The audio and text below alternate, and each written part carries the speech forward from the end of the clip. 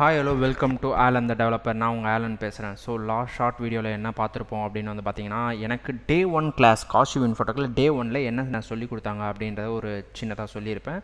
So அதில் எனக்கு டே 1ல் நடத்தின ஃபர்ஸ்ட் டாபிக் என்ன அப்படின்னு வந்து பார்த்தீங்கன்னா, ஜஸ்ட் ஒரு இன்ட்ரொடக்ஷன் தான் கொடுத்தாங்க. சூப்பராக இருந்துச்சு.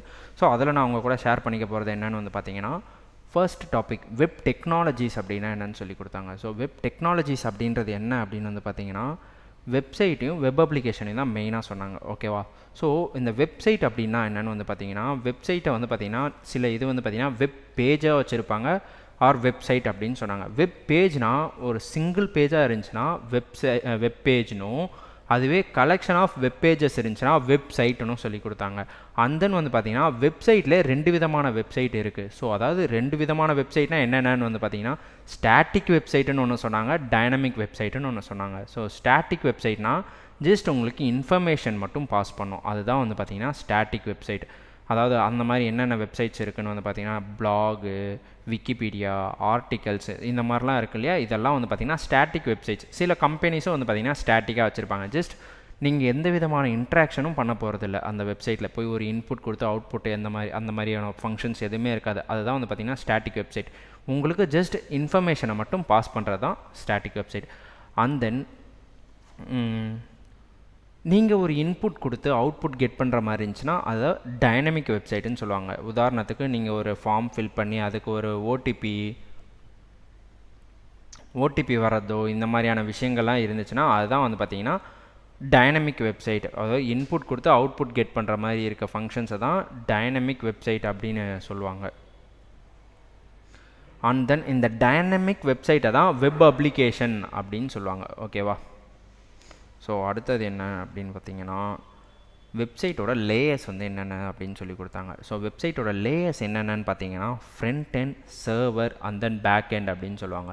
ஸோ இப்போ ஃப்ரண்ட் எண்ட்னா என்ன, சர்வர்னா என்ன, பேக் எண்ட்னா, ஃப்ரண்ட் எண்ட் அப்படின்னா வெப்சைட் ஆர் வெப் அப்ளிகேஷனில் உங்களால் பார்க்கக்கூடிய விஷயங்களை தான் ஃப்ரண்ட் எண்ட் அப்படின்னு சொல்லுவாங்க. ஓகேவா? ஸோ அதாவது உங்களால் இந்த டெக்ஸ்ட் கண்டென்ட், இமேஜ் இதெல்லாம் இருக்கு இல்லையா, இதெல்லாம் வந்து பார்த்திங்கன்னா ஃப்ரண்ட் எண்ட் தான். ஸோ சர்வர் அப்படின்றது வந்து என்னென்னா பேக் எண்டையும் ஃப்ரண்ட் எண்டையும் கனெக்ட் பண்ணுறது. ஓகேவா? பேக் எண்ட் அப்படின்றது டேட்டா பேஸ், உங்களோட டேட்டாவை எல்லாத்தையும் ஸ்டோர் பண்ணி வச்சுருக்க ஒரு இடம். அந்த இடத்தையும் ஃப்ரண்ட் எண்டில் உட்காந்துருக்க நம்மையும் கனெக்ட் பண்ணுற ஒரு விஷயம் தான் சர்வர். இங்கேருந்து ஒரு ரெக்வஸ்ட், உதாரணத்துக்கு ஒரு ரெஸ்டாரண்ட் கான்செப்ட் வந்து சொல்லியிருந்தாங்க. ஒரு ஹோட்டலில் நீங்கள் ஆர்டர் பண்ணுற விஷயத்த அந்த சர்வர் எப்படி கொண்டு போய் அந்த மாஸ்டர்கிட்ட சொல்லிவிட்டு அந்த மாஸ்டர் அதுக்கான ப்ராடக்டை குக் பண்ணி உங்களுக்கு எடுத்துகிட்டு வந்து தராங்க இல்லையா.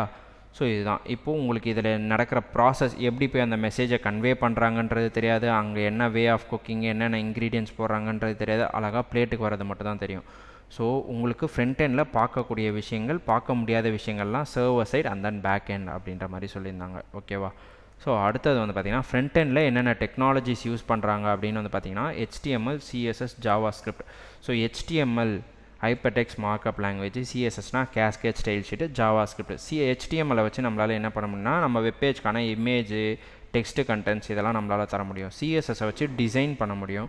அண்ட் தென் நம்ம மேக்கப் பண்ணுற மாதிரி. ஓகேவா? ஜாவாஸ்கிரிப்ட் தான் full and full functions, browser side validation அப்படின்னு சொல்லலாம். ஓகேவா?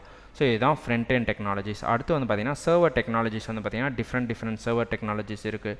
ஸோ உங்களோட டேட்டா பேஸை கனெக்ட் பண்ணுறதுக்காக யூஸ் பண்ணுறது PHP, Java, Python and then .NET. So இதையும் ஒவ்வொன்றா தெளிவாக எனக்கு எக்ஸ்பிளைன் பண்ணியிருந்தாங்க.